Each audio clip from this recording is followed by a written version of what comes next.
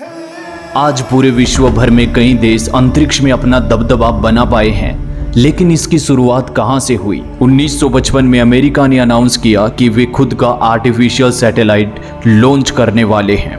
कुछ समय पश्चात सोवियत संघ ने भी अनाउंस किया कि वे अपना खुद का आर्टिफिशियल सैटेलाइट लॉन्च करने वाले हैं। महज इसके 2 साल बाद अक्टूबर 1957 में सोवियत संघ ने आर्टिफिशियल सैटेलाइट लॉन्च किया। उन्होंने दुनिया का पहला आर्टिफिशियल सैटेलाइट लॉन्च करके इतिहास रचा। इस सैटेलाइट को स्पुतनिक या स्पुतनिक नाम से जाना गया। 1 साल बाद फिर से इन्होंने एक और सैटेलाइट भेजी, स्पुतनिक 2। इसमें एक जीवित जीव को साथ में भेजा गया, जो कि एक कुत्ता था जिसका नाम लाइका था। फिर अमेरिका ने जनवरी 1958 में अपनी आर्टिफिशियल सैटेलाइट लॉन्च की, जिसका नाम एक्सप्लोरर 1 था। इन दोनों देशों के कंपटीशन और मोटिवेशन बहुत ज्यादा था, जिससे स्पेस में आगे बढ़ने का एक शानदार अवसर मिला। इस दौरान भारत में एक वैज्ञानिक डॉक्टर साराभाई इस स्पेस टेक्नोलॉजी डेवलपमेंट से काफी ज्यादा इंस्पायर हुए। उन्होंने महसूस किया कि देश के विकास के लिए स्पेस में अपना कदम बढ़ाना बेहद जरूरी है। साल 1962 में उन्होंने जवाहरलाल नेहरू को इस कार्य के लिए सहमत किया। उन्होंने इंडिया के खुद के स्पेस प्रोग्राम के लिए सहमत किया। फिर आगाज हुआ इसरो का, जो विश्व भर में तहलका मचाने वाला था। शुरुआत में इसरो का नाम इसरो नहीं था। शुरुआत में इसरो का नाम इनकोबसार था। इनकोबसार यानी Indian national committee for space research. Doctor Sarabhai को इस दौरान चेयरमैन बनाया गया। इसी वजह से डॉक्टर साराभाई को आज हम सब father of Indian space programme के नाम से भी जानते हैं। अनेकों मुश्किलों और कम रिसोर्स के बाद इसरो ने पहला रॉकेट 1963 में लॉन्च किया। ये एक साउंडिंग रॉकेट था। इसे अर्थ के चारों ओर इलेक्ट्रॉन स्टडी करने के लिए लॉन्च किया गया, लेकिन इस दौरान इंडिया के पास खुद का लॉन्च व्हीकल नहीं था, तो इसे नासा की मदद से सप्लाई किया गया। लेकिन कुछ समय बाद भारत ने खुद का एक साउंडिंग रॉकेट रोहिणी 75 लॉन्च किया, जिसे 20 नवंबर 1967 में लॉन्च किया गया। इसके बाद इनकोबसार का नाम बदल करके इसरो रख दिया गया। यह कार्य 15 अगस्त 1969 को, जब 22वां इंडिपेंडेंस डे था, उस दौरान किया गया। इसरो अब एक कमेटी नहीं थी, वह खुद की एक ऑर्गेनाइजेशन थी।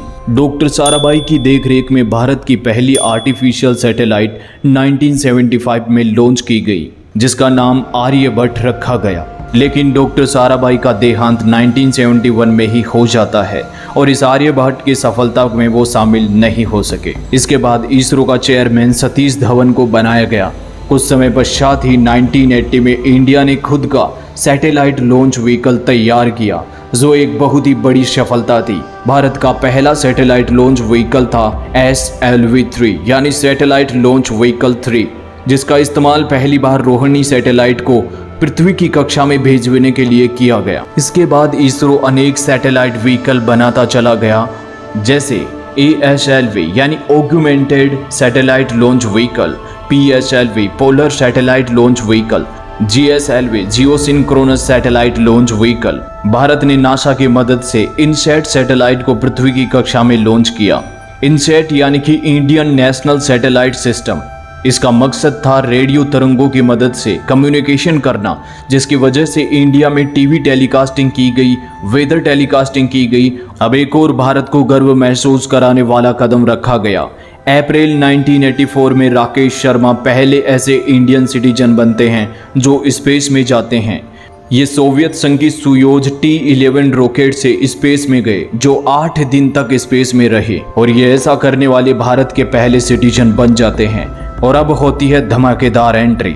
2008 में चंद्रयान 1 की लॉन्चिंग, जो भारत का पहला मिशन होता है चांद पर जाने का, और ये चंद्रयान 1 मिशन सफल रहा।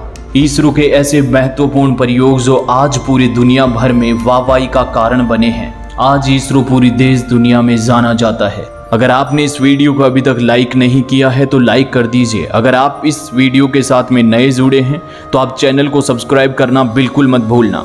इसके बाद 2013 में मार्स ऑर्बिटर मिशन लॉन्च किया गया और भारत देश दुनिया का पहला देश बन गया जो पहली बार में ही मार्स के ऑर्बिटर में सैटेलाइट सेट कर देता है, और यह मिशन केवल $74 मिलियन में कंप्लीट किया गया। इतनी सारी टॉप रिसर्च के बाद में अब इसरो टॉप स्पेस एजेंसी की लिस्ट में शामिल हो चुका था। इसी के कुछ समय पश्चात आता है देश का सबसे बड़ा मिशन चंद्रयान 3, जिसका इंतजार देश दुनिया को था, क्योंकि भारत इस दौरान वो करने जा रहा था जो अब तक किसी भी देश ने नहीं किया। चंद्रयान 3 एक लूनर मिशन है जिसे 14 जुलाई 2023 को लॉन्च किया गया। चंद्रयान 3 दुनिया में सबसे खास करने जा रहा था। अब तक दुनिया का कोई भी देश अपना सैटेलाइट चंद्रमा के दक्षिणी ध्रुव पर नहीं उतार पाया। उसके पीछे का बड़ा रीजन है वहाँ का अनबैलेंस तापमान, साथ में घोर अंधेरा, जहां पर सैटेलाइट पे कंट्रोल कर पाना काफी ज्यादा मुश्किल है, लेकिन ये नामुमकिन कार्य भारत के द्वारा कर दिखाया गया। 23 अगस्त 2023 को चंद्रमा के दक्षिणी ध्रुव पर चंद्रयान 3 को सॉफ्ट लैंडिंग करवाई गई। चंद्रमा के दक्षिणी ध्रुव पर अपना सैटेलाइट भेजने के लिए भारत इससे पहले भी प्रयास कर चुका है चंद्रयान 2 के रूप में, लेकिन चंद्रयान 2 के सॉफ्टवेयर में किसी टेक्निकल ग्लिच की वजह से चंद्रयान 2 चंद्रमा की सतह से टकरा जाता है और चंद्रयान 2 क्रैश हो जाता है। इसी कार्य को पूरा करने के लिए लाया गया था चंद्रयान 3, जिसने 23 अगस्त 2023 को चंद्रमा की सतह पर सॉफ्ट लैंडिंग करके दुनिया भर में अपना पहला नाम कमाया और भारत एकमात्र देश बना जो चंद्रमा के दक्षिणी ध्रुव पर अपना सैटेलाइट लॉन्च कर पाए। और इसके कुछ समय पश्चात ही लॉन्च किया गया आदित्य L1 मिशन। यह मिशन सूर्य की स्टडी करने से संबंधित भेजा गया। यह मिशन काफी ज्यादा महत्वपूर्ण भी था। अब इसरो के अनेक ऐसे अपकमिंग मिशन हैं जिसके द्वारा दुनिया में झंडा लहराएगा, जिनमें है गगनयान मिशन। गगनयान मिशन देश का महत्वपूर्ण मिशन बनने जा रहा है।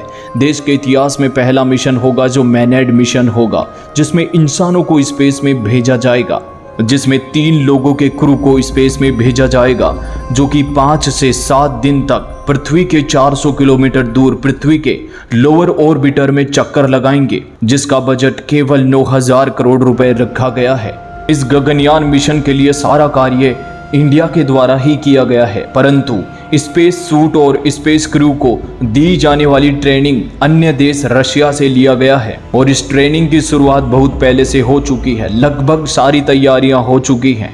बताया जा रहा है कि इस मिशन को 2024 के अंत तक लॉन्च किया जाएगा और अगर भारत इस गगनयान मिशन में सफल हो जाता है, भारत चौथा देश बन जाएगा जो इस प्रकार का कार्य करेगा, यानी इंसानों को अंतरिक्ष में ले जाने में सफल होगा। अब तक 3 देश ऐसा कर चुके हैं, USA, रशिया, चाइना, और अब चौथा देश बनने जा रहा है भारत। और इस गगनयान मिशन में सबसे खास बात होगी कि ये क्रू मेंबर्स भारत के ही होंगे।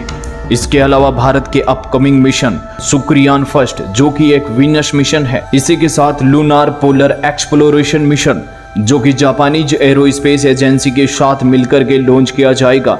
इसे 2025 में मून पर लॉन्च किया जाएगा। इस मिशन में लैंडर और रोवर को मून पर भेजा जाएगा, जो कि चंद्रमा के साउथ पोल रीजन को एक्सप्लोर करने वाला है। अगले अपकमिंग मिशन में मंगलयान 2 भी लॉन्च किया जाएगा।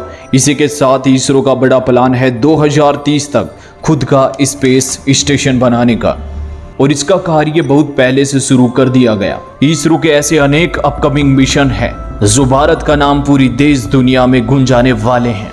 भारत का झंडा अंतरिक्ष तक लहराएगा। इसरो का ये कार्य देश दुनिया में अपना लोहा मनवाने वाला है। अगर आपको ये पूरा वीडियो पसंद आया है तो आप चैनल को सब्सक्राइब जरूर करना तथा अपने दोस्तों के साथ में इस पूरे वीडियो को शेयर करना। ऐसी और भी इंपॉर्टेंट इन्फॉर्मेशंस के लिए आप चैनल को सब्सक्राइब करना बिल्कुल ना भूलें।